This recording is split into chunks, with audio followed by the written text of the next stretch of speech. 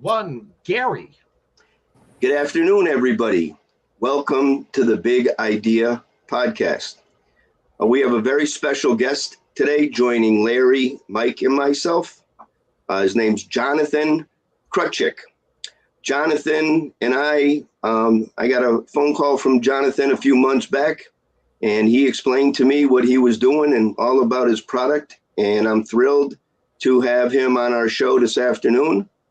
Without further ado, Jonathan, tell us about yourself, what you're doing, and your big idea. So welcome to the show today. Thanks very much. Much appreciated, Gary. Good to be here. So we're going to talk about something that's fun to talk about, diminished value. And it's almost like a four-letter word, if you will, in the industry. But there's a lot of merit to what we're going to discuss today.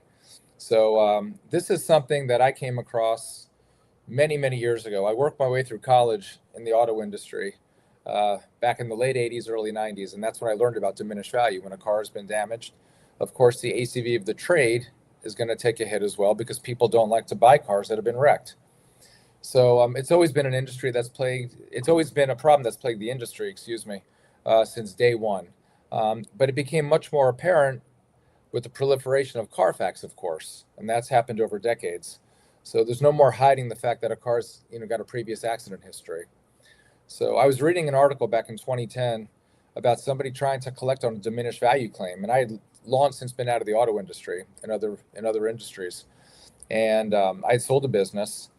So I'm reading this article about someone trying to collect from Allstate, and they were unsuccessful, and that's when the little light bulb went on. And I said, why isn't there a way in the finance office to sell somebody proactive diminished value protection? Again, with the proliferation of Carfax and the inability to hide a history, now it's needed more than ever. So it turns out that as obvious as it was to me, nothing had been created that solved that problem. So in 2015, it took 5 years to get it off the ground. We initially launched a product called Value Shield. So that was the first vehicle value protection agreement to ever hit the auto industry. We had that for 5 years.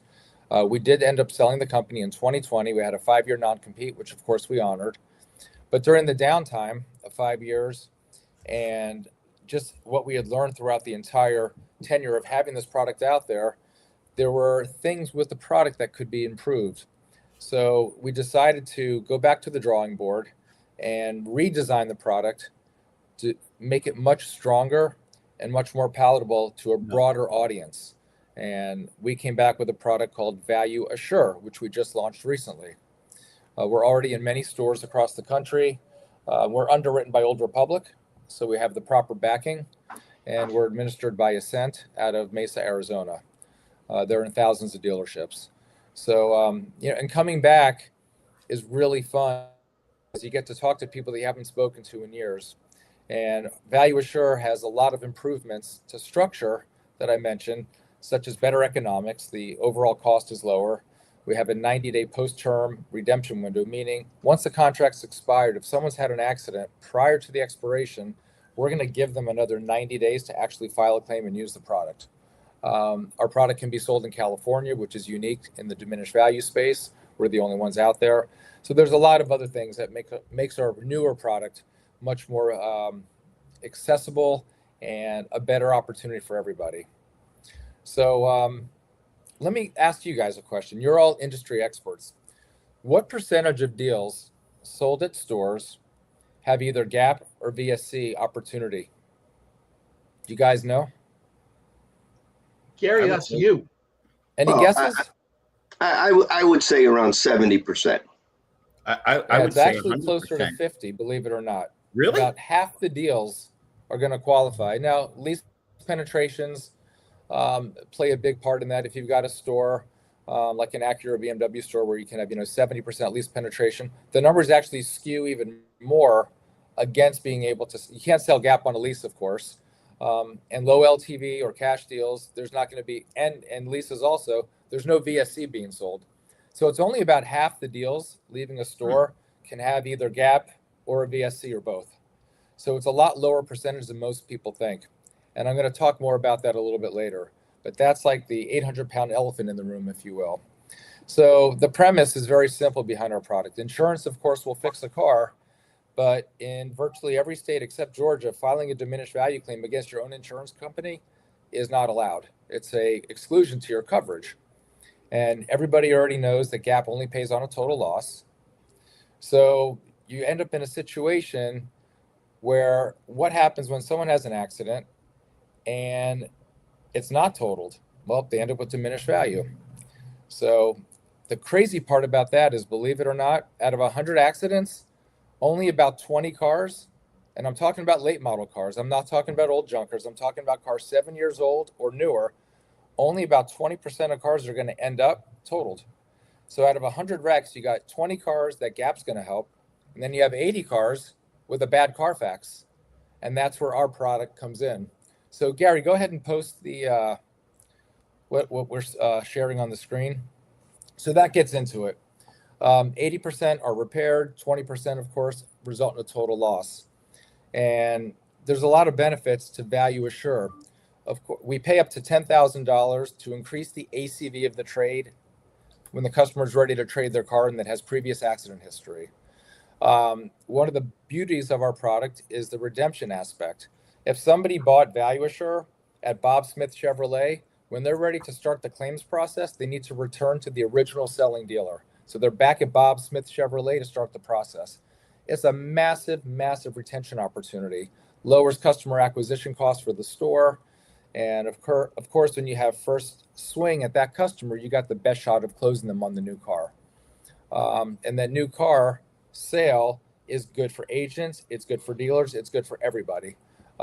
Without the sale, there's no F&I products being sold, of course. So let me get into how it works a little bit deeper.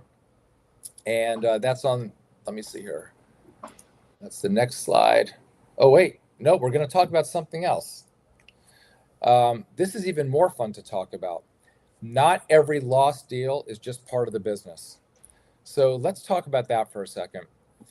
When I was in the business for several years, I was in there for 5.5 years when I was younger.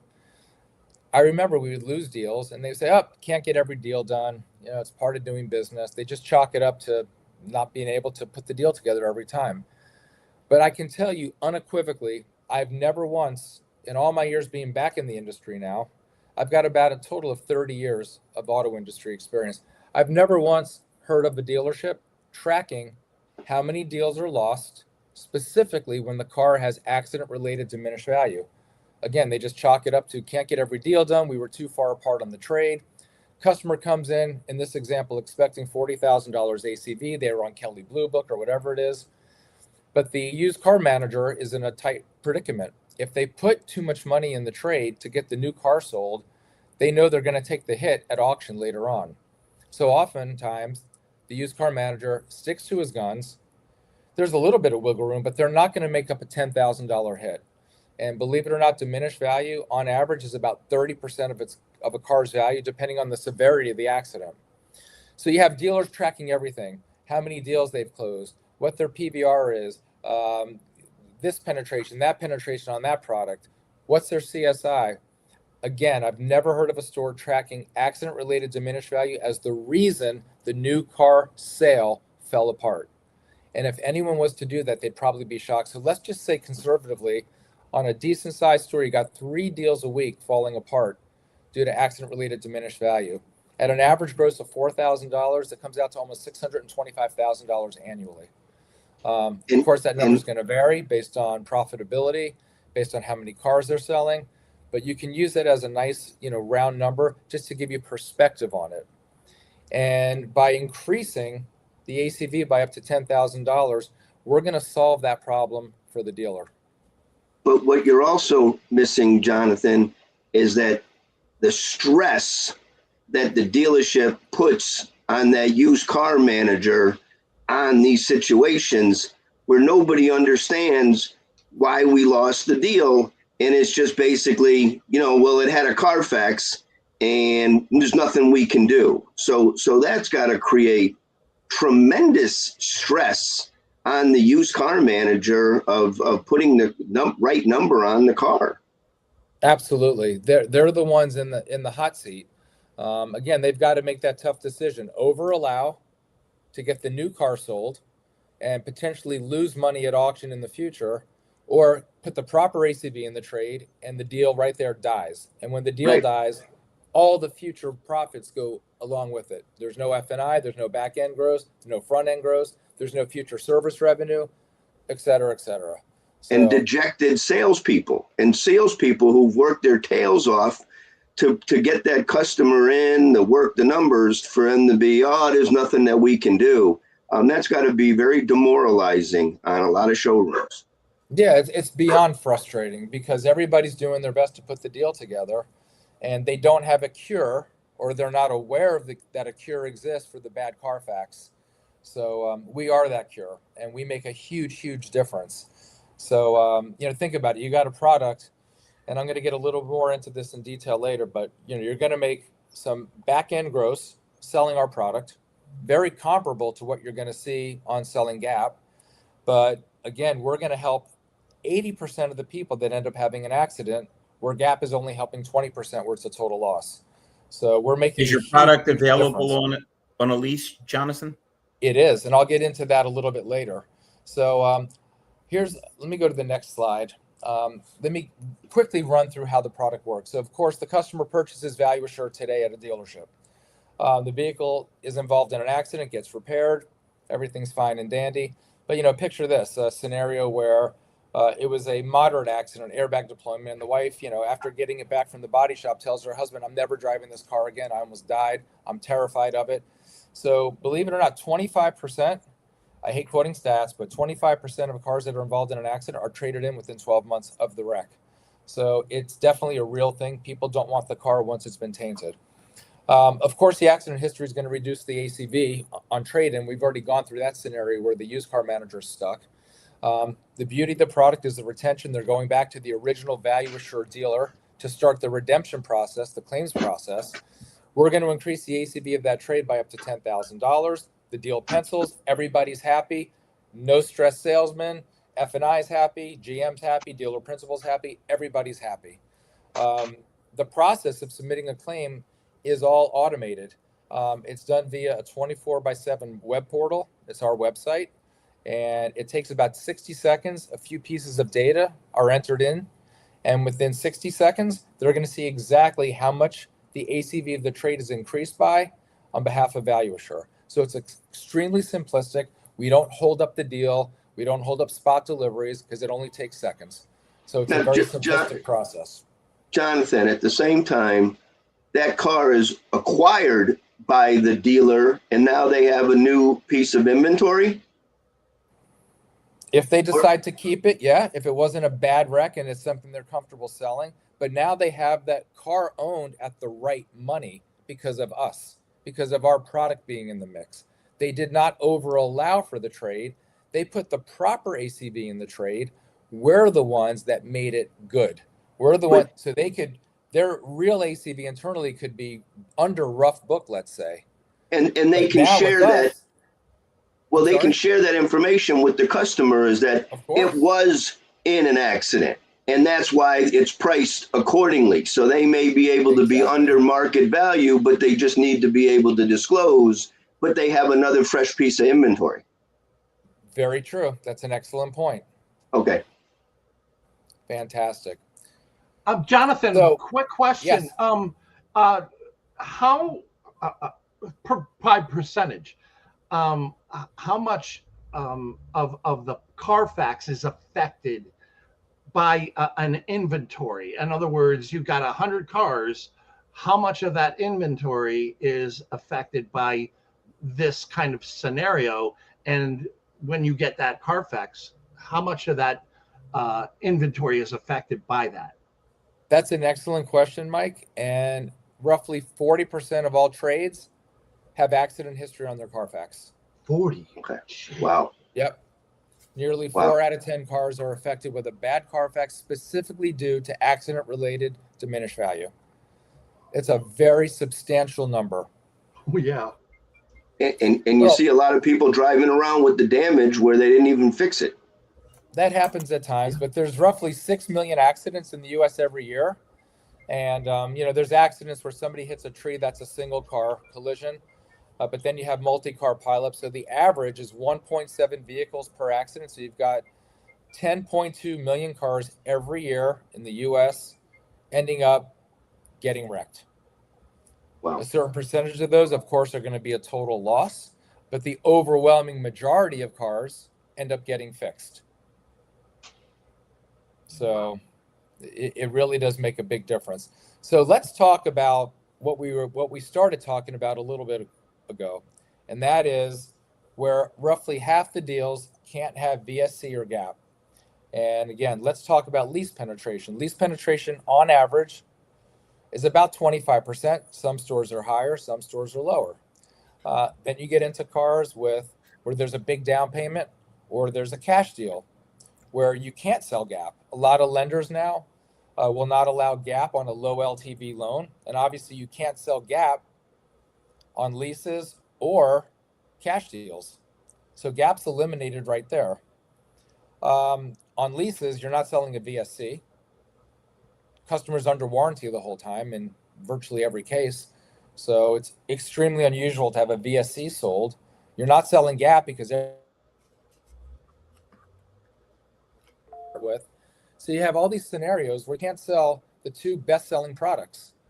However, Value Assure can literally be sold on every single car leaving a dealership. Cash buyers are especially primed for our product. They've made a huge investment into their vehicle. They're the ones that are going to feel that diminished value the worst of anybody when it happens. So it makes perfect sense for low LTV or cash buyers to have our product on there. It can be sold on every new car, every used car. People are often like, well, wait a second. If I'm leasing a car and I'm not responsible for diminished value, why would I want to have your product on there?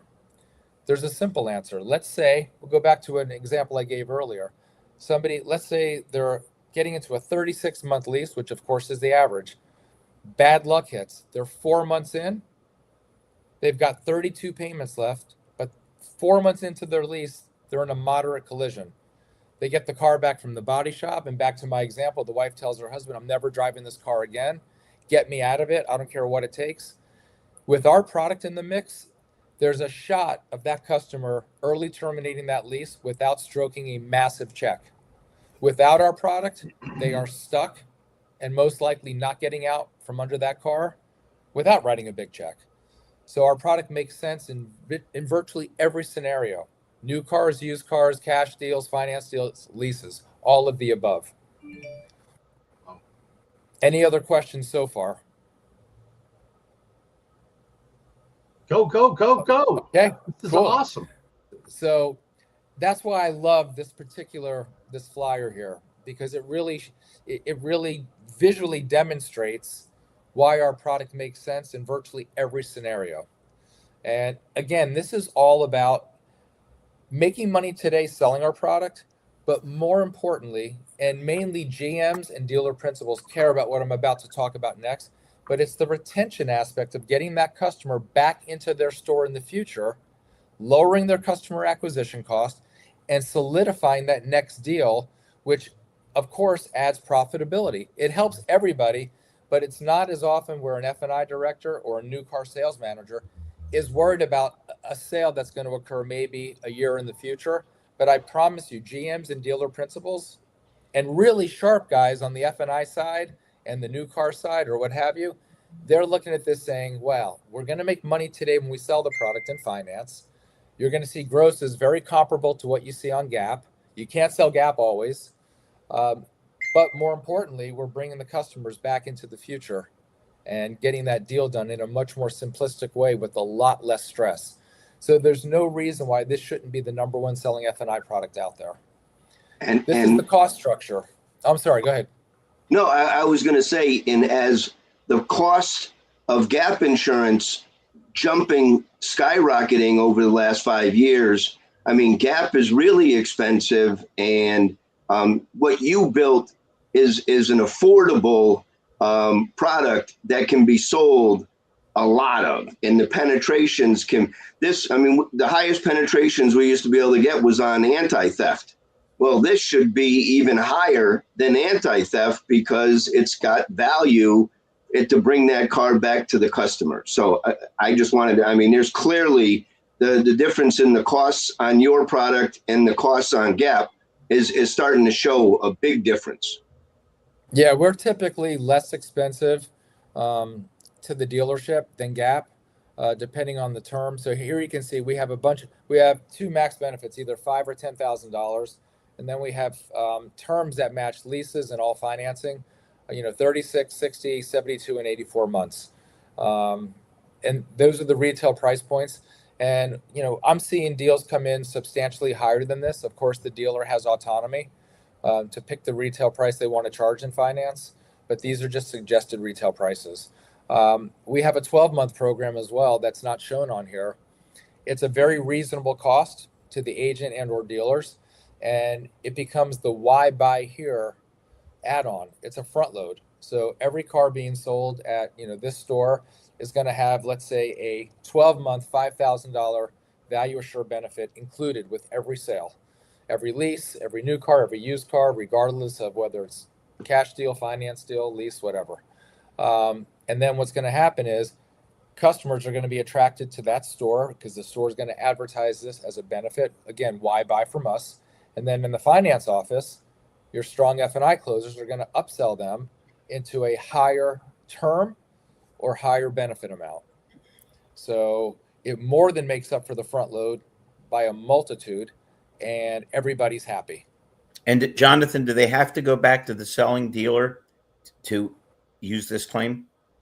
They have to start the process there. We don't hold people's feet to the fire in terms of having to transact, but contractually they are obligated to go back to the original value assured dealer to start the process. So and that's enough of a lead in, I think, for most dealers. It's huge. I mean, think about it. You're guaranteed to get that customer, or virtually guaranteed to get that customer back into that store when they're ready to trade. They're coming into your store again because you sold them value assure. They're there because they had an accident. They know they have the product. And now we're going to increase the ACV of their trade, putting you and the customer, you, the dealer, and the customer in a much more favorable position to sell them the next vehicle without all the stress. It makes perfect sense. The timing is perfect, as dealers need a retention tool. This is a clear situation, and you guys have done a really good job on that. I'm thrilled. Nice job. Thank you. Thank you so much. We're super excited. And what's great about this, this is not, this is different. It's not another version of another product. This is something new and it's fresh. It's something the industry absolutely needs. 35, 40 years ago, there was no Carfax. Now there's full visibility into a vehicle's history. You can't hide the fact it's had an accident. Now's the right time. A lot of dealers have gotten away from reinsuring Gap because it's become cost prohibitive. Even though Gap claims are only 1 out of 5 accidents, they're sometimes astronomical. People are rolling more and more negative equity into the next deal. So we help offset a lot of those costs and barriers to selling the next vehicle. Yeah, the severity on Gap is huge. Yeah, it's not the frequency, it's the severity that's just. It's the severity. It's not exactly. I mean, when you're paying out $7-10 grand on when you only brought in $200 or $300 in premium, it turns those programs upside down pretty quick. Absolutely. Jonathan, So, we again, try to keep these programs a little short so we'll get more eyeballs. And you've been unbelievably informative on this. Is there anything to wrap up that you'd like to tell people that they need to know, because this product looks great? Yeah, thank you so much. In closing, so again, roughly half the deals, you're not selling VSC or Gap because you can't. That's very true today, but it doesn't have to be true tomorrow. Now you have a product that can literally be sold on every single vehicle leaving the store. No exceptions, no limitations. So you're going to see more F&I gross today and more deals that are easier to close in the future. So thanks very much, gentlemen, for the time and the microphone. Jonathan, we'd like to get you back on in a few months, 5 months, 4 months, to see how this thing's progressing, because I know Gary's anxious to push it. I'll certainly mention it to any of my dealers And Mike's everywhere. He's on a million podcasts, and he's very well respected. So we'll do whatever we can to help you. And obviously, anyone that wants to can reach you at the email and the phone number that's scrolling at the bottom. Correct. That's my cell phone. That's my direct line. So I'm looking forward to it ringing shortly. And as for me, I've been sharing a lot of their information already. They've got a really nice video that I've been sharing out there. I have some of the flyers that Jonathan has shared with me. I'd like to call it a no-brainer, but we are in the auto industry and everybody finds reasons not to do it. But there's no upfront costs unless you choose to do a preload. To add this to your menu and to be able to have this conversation when you're talking about gap on any of your columns, it's a winner. And for when, you see after, if we do some demos, the pricing structure that they put together and the benefits are pretty strong. So I'm thrilled to have you on, Jonathan. Thank you. We plan on continuing to work with, if anybody in my market that would like to talk about it, I can always set up the appointment with Jonathan. He's very available. And we look forward to bringing some really good solutions to your dealerships. So, Jonathan, thank you very much. Mike Larkin, do you have any closing thoughts? This has been really educational for me. And that's why I'm in rooms like this. And I never knew this existed. So thank you so much for shining a light on this. And I appreciate it, Ben. Thank you guys very much. It's exciting to talk about. It's something I believe in emphatically. I've learned a lot about this over the last 16 years I've been involved in it, and more than I care to talk about sometimes. But Right. Well, everybody, thank you again, Jonathan. Everybody have a wonderful weekend. Hope you sell some cars over the weekend, and we'll see you on our next show. Have a good guys. weekend, Have a guys. great weekend, everybody. Thanks so Love much. yous.